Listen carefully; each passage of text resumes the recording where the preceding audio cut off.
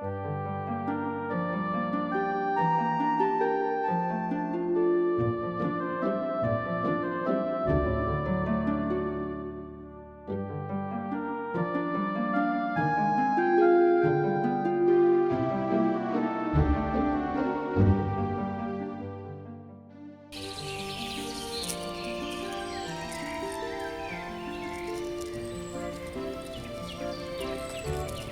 old is an ancient woodland?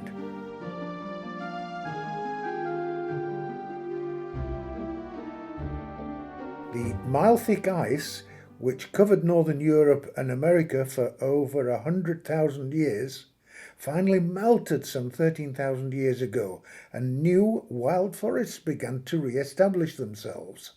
10,000 years ago, the wildwood covering most of what is now England and northern Europe. Wombwell woods would have been a tiny part of that vast forest. The woodlands were inhabited by Mesolithic, that's Middle Stone Age to you and me, and they were hunter-gatherers.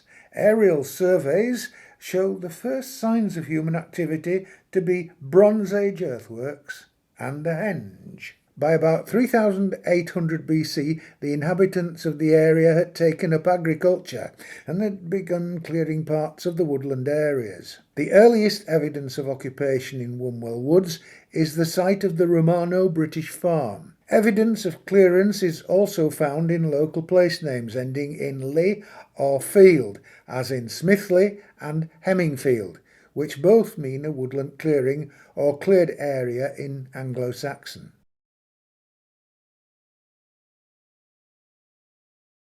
By the end of the Anglo-Saxon period, it's clear from the Domesday Book that the wood was owned and used as a woodland pasture. It recorded 3 landowners, 2 of whom owned woodland. One of these was for an area 5.5 furlongs square, amounting to some 302 acres. This almost certainly referred to the area now covered by Wombwell Woods today, about 272 acres.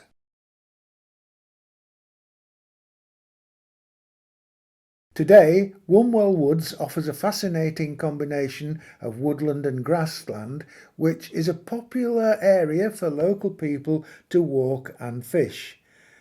But from the earliest days, woodlands also had an important economic role and provided a livelihood to the people who lived nearby.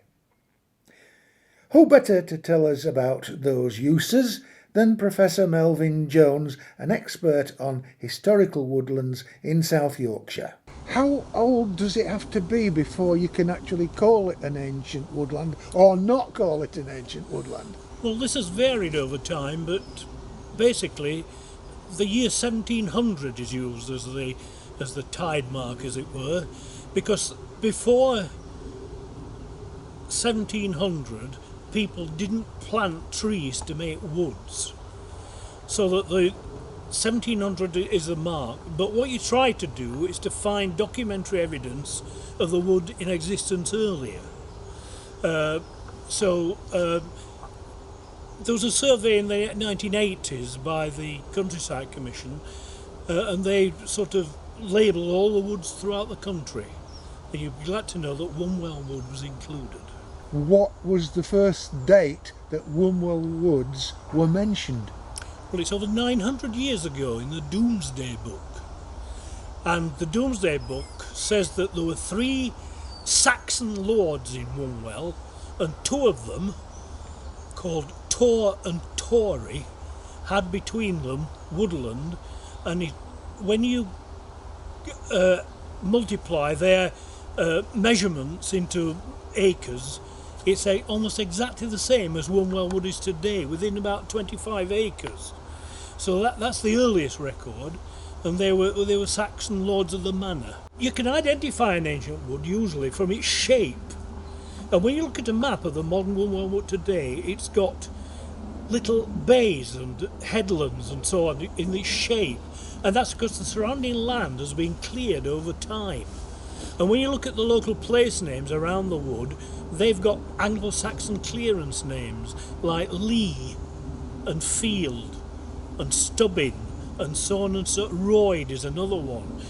So you can tell that it's the remains of when they were clearing the land to farm. In the Domesday Book, it's described as silva pastilis, and that means wood pasture. Oh, right. So what happened is that all the tenants of the lords of the manor would graze their cattle down on the meadows by the river Don and Dearne in spring, and then in late spring they'd move them off, because a meadow isn't for grazing, it's for growing grass, for cutting for hay. And then they had to move it off so the grass could grow, and then move the cattle up to the commons, including Wombwell Wood. Yep. And there's still a lane called Summer Lane, which is the route for the cattle from the northern part of the township into the wooded common.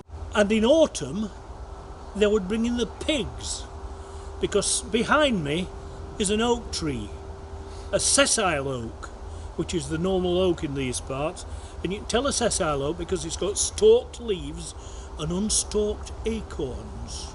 But the tenants had another right as well, and this was called the right of estovers, and that means being necessary, and that means that they could take wood and timber from the wood for certain things, and these were called boats.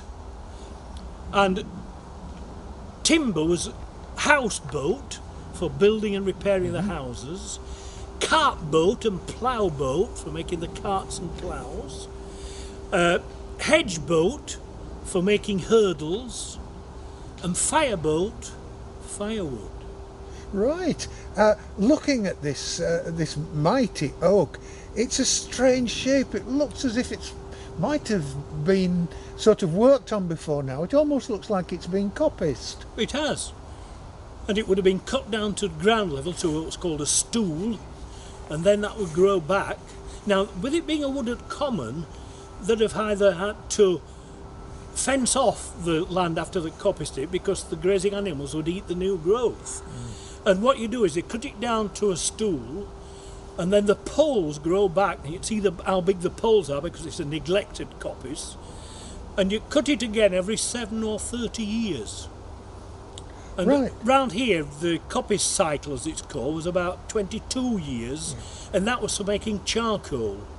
Charcoal burners around. Yeah. Oh yes, but if you were cutting it, if it was a hazel, you might cut it after 7 to 10 years, because that would be for making hurdles and baskets, so you'd want much slimmer poles on that.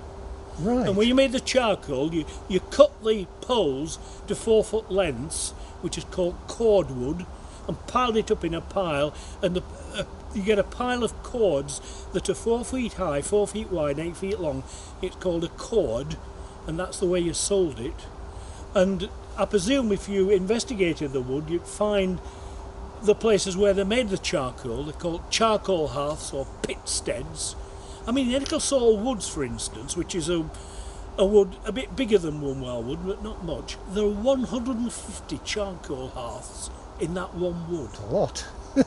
You wonder how the woodland survived if there was so much wood being used. And I mean, the charcoal makers had to live near where they were making charcoal, because you stacked.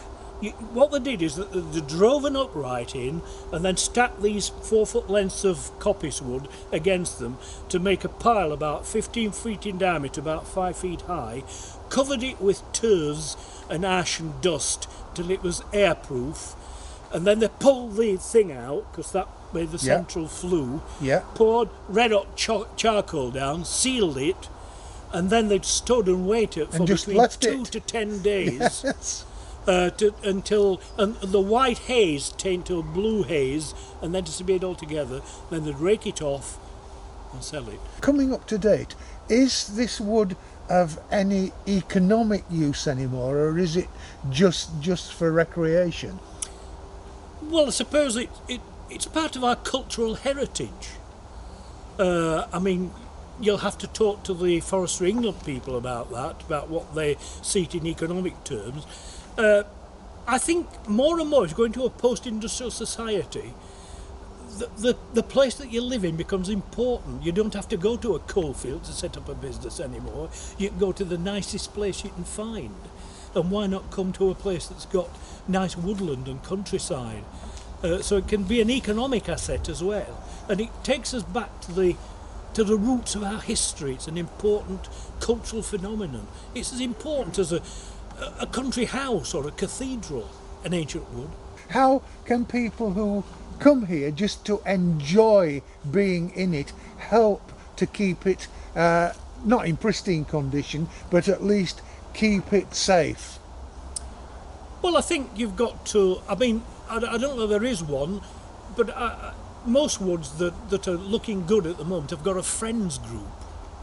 You know, you might have 200 or 300 people in that group, and they'll come round and make sure that there's no litter, and they'll interpret it. They'll find money by approaching the Heritage Lottery to do a leaflet or an information board, and that they stop any signs of any development to cut down any of the wood, and so on and so forth. And you know, you've got to keep an eye on things. Yes, because there's an old joke like that, in the wood is expensive, it doesn't grow on trees. Well, quite. And it would be easy, I need some timber.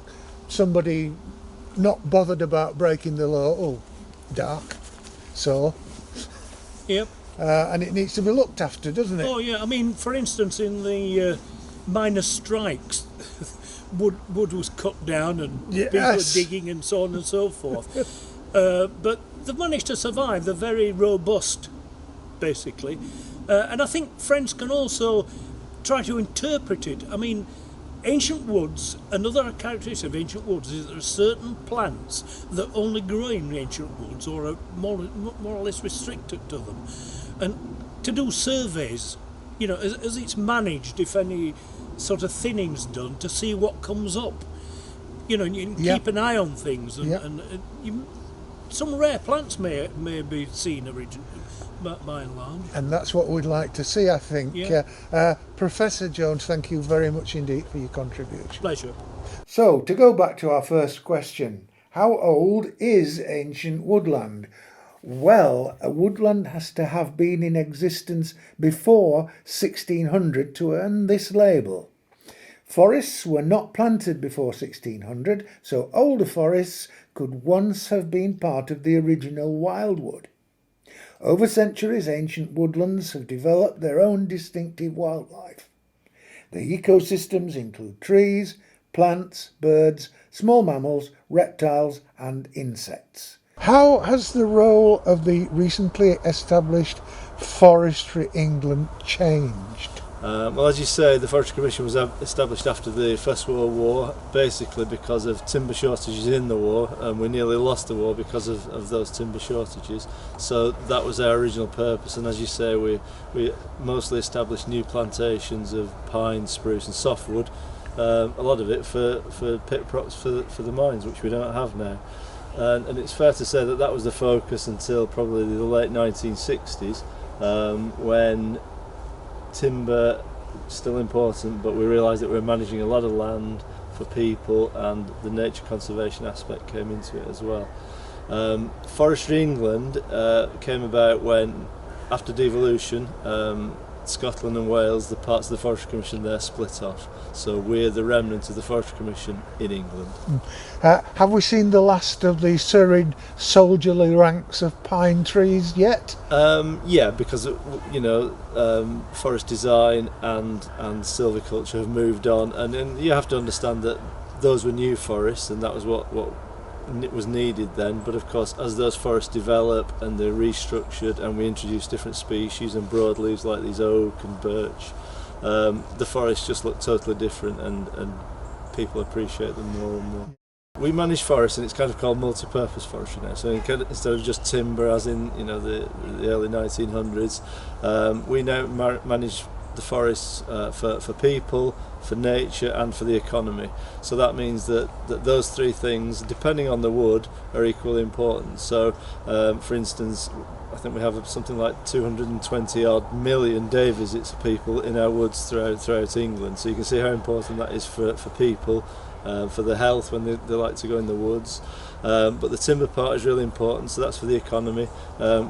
timber, I think as Mel Jones was saying, it's a sustainable raw material. We have thinned this wood recently, so you can see these trees around us. We can get firewood from them, which is the basic. Then things like for furniture, for dunnage, fencing. We'll cut trees down, but they'll grow again, so it's sustainable in that sense. Obviously, commercial interests are very much involved with you, but how much do you have to involve the public at large? Well, commercial interest is just one of those three strands. So the money we make from timber goes back into the woods to provide the paths or the facilities for people. But obviously we do depend on the public because they use our woods, they're our eyes and ears, and as in things like the angling club, they pick up litter, they close the gates for the car park, and generally they help us manage the woods, and the community more and more, especially in places like Wombwell, are more and more important. What is special about Wombwell Wood? I think the two things, well no, there are three really, because we've only kind of touched on it, but Mel Jones talked about the past uses. But for example, in the wood we've got what's called a scheduled ancient monument, which is it's a Romano-British settlement, so it's an old farm of the Saxons that he was talking about, so that's of national interest, so we have to look at that. But there's also the things since then. There are bell pits, all the mining that's been associated with it. It's an ancient woodland, so it's special for that, but it's also special for the community involvement. This is a big community wood. What do you see as the future of Britain's ancient woodlands in, say, 50 years from now? It's difficult for me to say about the future of all ancient woodlands, but certainly ones within Forestry England, we do protect them and we seek to expand them in the flora and fauna that Dr. Jones talked about. We want to expand that out into adjoining woodland, and that's what's happening at Wombwell. So you've got the new planting behind us, and these plants and animals will move into that, and so basically enlarge what is ancient woodland. I want to know more about the fishing club development that Forestry England has negotiated. So I'm joined here by Terry Smith, treasurer of the fishing club, who knows all about it. What's the name of your fishing club and how long have you been running? It's Wombwell Dam Community Angling Club, and we've been running approximately 15 months. So not very long, but I hear tell you've got plenty of members now. We've got 50 annual members, but there's a group of us, there's 11 of us, what actually form the committee, and that's what's been doing all the work. How easy or even difficult was it to set it up in the first place? It was all down to Alvin and the Forestry Commission. They asked to meet us, or we asked to meet them. We met them at Wombwell Library, 28th of August 2018. We asked him what were the plans for the dam, and he actually said we hadn't really got any. We'd had that much trouble from the last leaseholder. So he says, what would you like to do? He said, I'd like to form a community angling club, all run by volunteers on a non-profit basis. Any monies what we did make would actually come back into their venue, materials, equipment and such like, and restocking. And yeah, with Grace we got 12 months lease, and then he met with the angling club, with the angling trust, yeah, and extended it to 3 years. How do you and your members view this 15-month arrangement with Forestry England? Is it working well, or have you still got things to sort out? No, it's working very well actually. We liaise with Alvin fairly regular. We don't do anything, against his wishes, and yeah, it's been working really well. Do you help in some ways yourself, volunteering to keep this woodland in good condition? Oh yeah, definitely. Me and my colleague will just walk around, and we come round twice a day. If there's anything needs doing, we'll put it to group, and we'll decide when we can get it done. We've already repaired the dam head on this little one. We've repaired the bridge, which we're beginning to create holes in it, so yeah, we keep on top of things. We've just repaired the paths from the rain what we've had, and yeah, it's all been going good. I don't see particularly many stages. That means it might be difficult for disabled anglers, but you're not ruling them out, I hope. Oh no, definitely not. No, we're looking to address this on the next year. We're looking to address this situation. We've got some stages on the big pond. They're all in place except 4. We're looking to try and keep this top pond natural because it's the difficulty in putting the stagings in. Because whatever we put in's got to be secure. And yeah, that open for the next year. That's one of the plans. Have you got enough volunteers to actually run it and keep the machine oil that makes the fishing club? At the minute we've got 11 members, and it has been going fairly well. But yeah, there is things which we feel we could do with outside help. But a lot of people that walk round say, yeah, you know, how do we get involved? But then that's the last we hear of them. Whether they're just saying it to be polite or not, I don't know, but they're all positive that it's looking good, and I think if we did need some help, I think they would do it, yeah. Apart from the spectacle of the trees, the beauty and harmony of the woodland lies in the natural wildlife that makes its home here. Numerous species in Britain depend upon woodlands for their food and habitat. In Wombwell Woods, badgers, hedgehogs, and even the shy, elusive wood mouse. These are 3 of the dozen or so small mammals that you just might come across.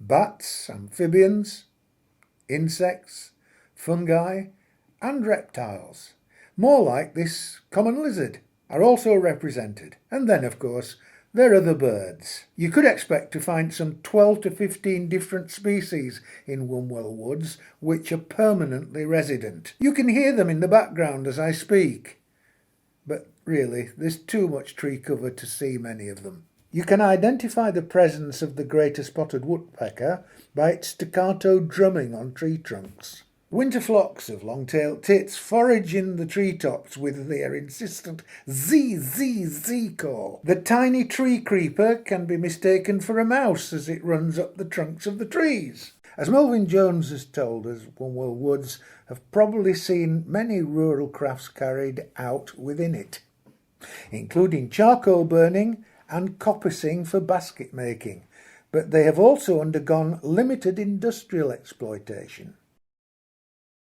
Old bell pits, the earliest mines for digging out near to the surface coal and ironstone, have been found. Though long disused and now overgrown, the remains of a large quarry can be found here on the eastern edge of the woods. For many local people, Wombwell Woods is famous for being haunted. That's right. Reports of strange lights and sounds have been heard in the past, and a number of frightening sightings in the woods. Join me at the Convicts Tunnel. People who enter it often experience paranormal sensations and hear voices. It's also been explored by investigators of the paranormal who have reported that their equipment has been interfered with. But for me, it's just a right of way for the local farmers to go through the old Great Central line from Wath as an accommodation tunnel.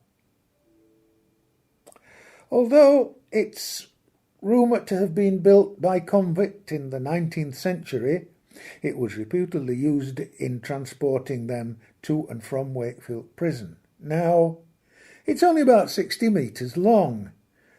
Here, Wombwell, Wakefield, well, you decide if it was used for that. So, here we are, back where we started, right at the car park of Wombwell Woods. It's been a nice day, Both Dave the cameraman and myself are somewhat beat because we've been walking around quite a lot, but it's all to get you the good feeling of what it's like to come here and visit Wombwell Woods. You can bird watch, you can fish, you can look for mammals, you can look for reptiles as well. They're all here, and just remember, as you're walking up and down it, you're walking on 3,000 years of history. Now, where else around here can you say that? So, until the next programme, it's bye from me.